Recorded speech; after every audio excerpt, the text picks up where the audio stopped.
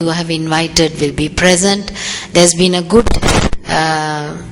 sale of tickets. It has topped the 150 mark. 1,000 rupees a ticket. That's a lot, isn't it? Yes. So few of us can do much, right? When God is in the midst of us. With God, we are majority always. With God, all things are possible. And we've been raising prayer that those who will be attending will be touched with the power of the Holy Spirit. That their lives will never be the same. It will turn towards the Lord and they'll receive a great reward. In Jesus' name. I also have an excellent testimony. We have Dismali here. She should be the one speaking it out. Remember we prayed for Mahal last Sunday morning. We raised a cry. Mahal was sick. And by last Sunday morning she had to she was on the brink of a second operation within a few days. And there was intestinal obstruction. And it was inevitable, the next operation, and her condition wasn't very good. We raised prayer, and Dismali was by her ministering to her sister, and want to thank God for that grace of God on this sister. Remember Martha and Mary in the scriptures, so we have two sisters in the midst of us. As she ministered on Tuesday morning, I think, she saw two hands came from above. Two white hands, large hands came and touched Mahal's stomach area and did some work inside the stomach. Within minutes, she who was intestines were obstructed had a motion and a couple more, and there was a clearing of the intestines, a mighty miracle. And not only that, then there was a scan that had to be done so that the surgeon could make an assessment. And when they went down for the scan, the gentleman who was attending on the scan took their history, and then when Mahal said this happened, he said, "You don't need a scan anymore. Everything is okay." And just on the clinical improvement, she was sent back, and the next day Mahal was back home. Isn't that wonderful? That's God's mighty hand. Let's give God the glory. Wonderful Jesus, wonderful Savior. Thank God, for God is good. I think that's it. Yes. Shall we lift up our heart in prayer? Father, we thank you whenever you gather your people together. We thank you for the word of life. Thank you for the bread of life that feeds us, Lord. We thank you, Lord, that you distill your word into each one of our hearts, Lord.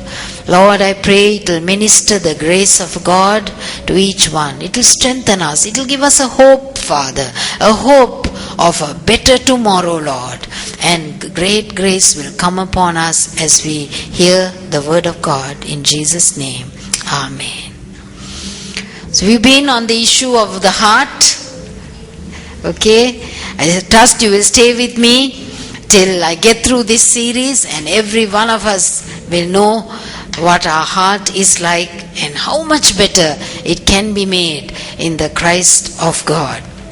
So we've been reading Proverbs 4:23, that it's where the wisdom of God is that keep your heart with all diligence, because out of it are the issues of life. And it's advising us, admonishing us to keep our heart, guard our heart, rather than guarding our mouth. Good to guard your mouth, but primarily the scripture advises us to guard our heart.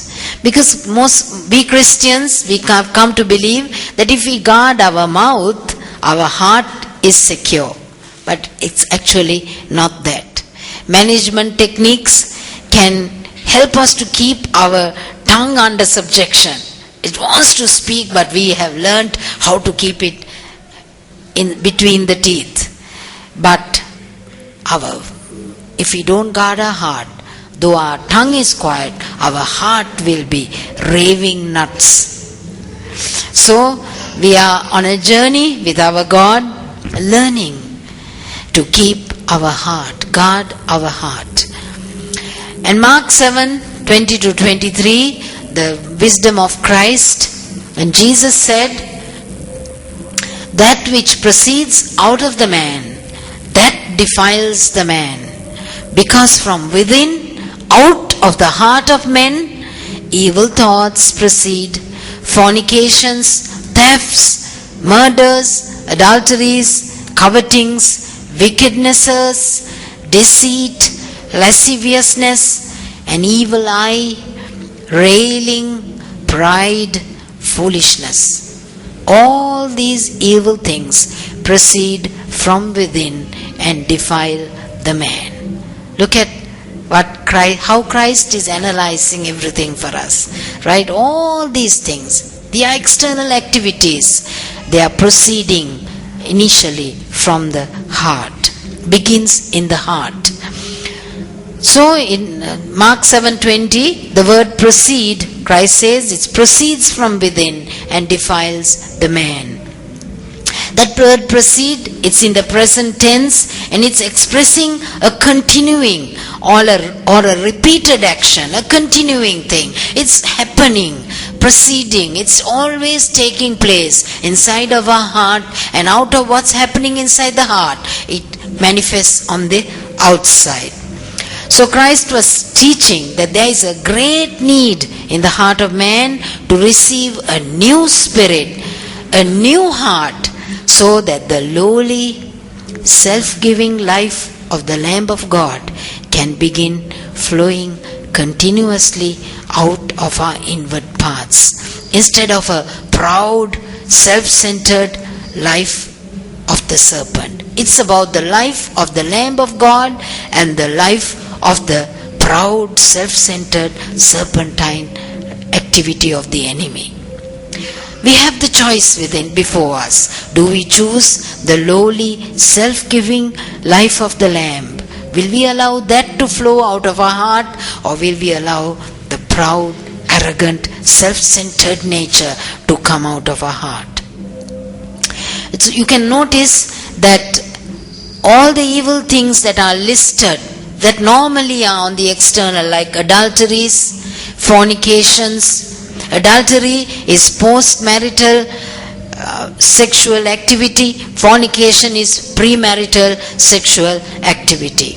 Murders, thefts, covetousness are all centered upon self-receiving rather than self-giving. Doesn't come from the sacrificial heart of the Lamb. It's about taking for ourselves that which is actually not ours to take, crossing boundaries, trespassing in other areas. Christ is speaking of things that are grabbing from others, taking away somebody else's right. So St. Paul, I want to take you to Ephesians 4:23 to 32. St. Paul, the great apostle, advises the church in Ephesus. Ephesus was a very good church, was walking in the ways of God. And look at his admonition to the Ephesian church. He says in verse 23, be renewed in the spirit of your mind. Be renewed in your heart. And put on the new personality, the new man, which is created in righteousness and holiness. That's the admonition. Put on the new person. Put on the righteousness of Christ. We have to put it on. We don't have it already. Right? Our hearts are deceptive, but now we are positively making an effort to put on Christ, put on the new personality. And then verse 25 says, how do we put on Christ? By letting go certain other things out of our life. First of all, put away lying.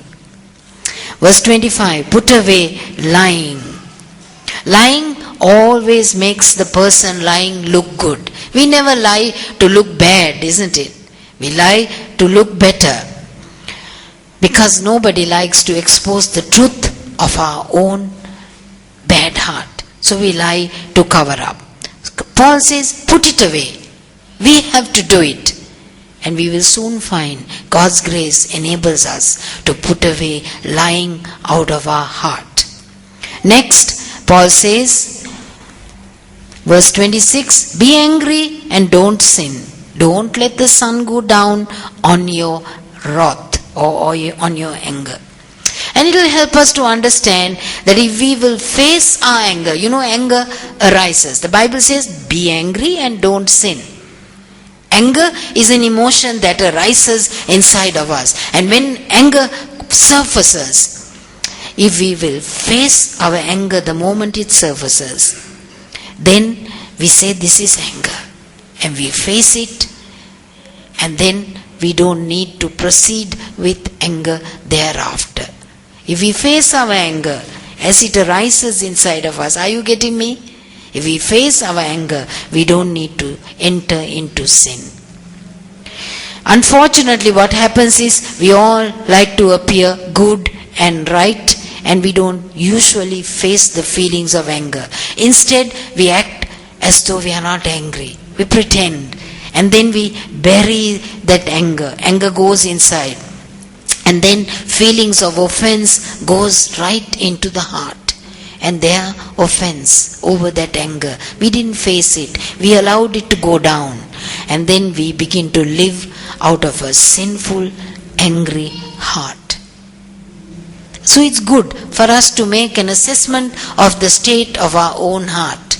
These things are not very popular teachings, but I want all of us to make a journey into our heart.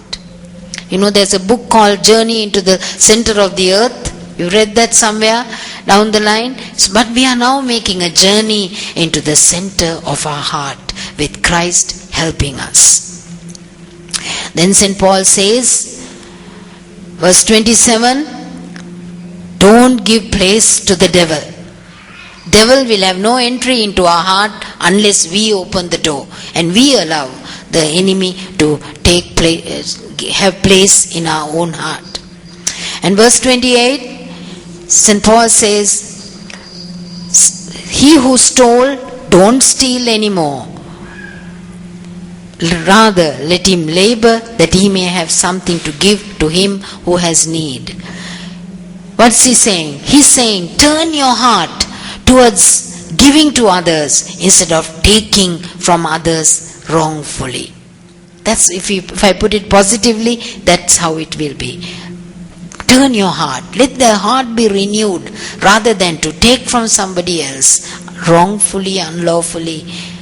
Turn your heart that you will be one who labor to give to others. And verse 29, let no corrupt word proceed out of your mouth, but what is good. Speak words that will bless and build up others. All of this we can do if we take these journeys into our heart. Otherwise, these scriptures, they will be just outside of us. We will externalize the scripture. But the word of God is living and active. The word is meant to be lived within our own hearts. So we are going slowly but surely into a journey into our heart, taking the scripture along with us, and we are placing the scripture in our heart. And then verse 30 says, it implies that we can grieve the Holy Spirit when our heart is self-centered, and out of our actions, words, thoughts comes that spirit of pride, grieving of the Holy Spirit. Verses 31 and 32 clearly reveals that either the nature of Christ's very sacrificial heart of love will flow out, or the nature of Satan's proud, self-centered heart can flow through each of us. One pleases the Holy Spirit, the other grieves the Holy Spirit. So what is proceeding out of our heart this morning? And we'll consider some more issues of the heart and how it manifests. First, issues of the heart manifest through our words. I've been sticking with this with you. Issues of the heart manifest through our thoughts.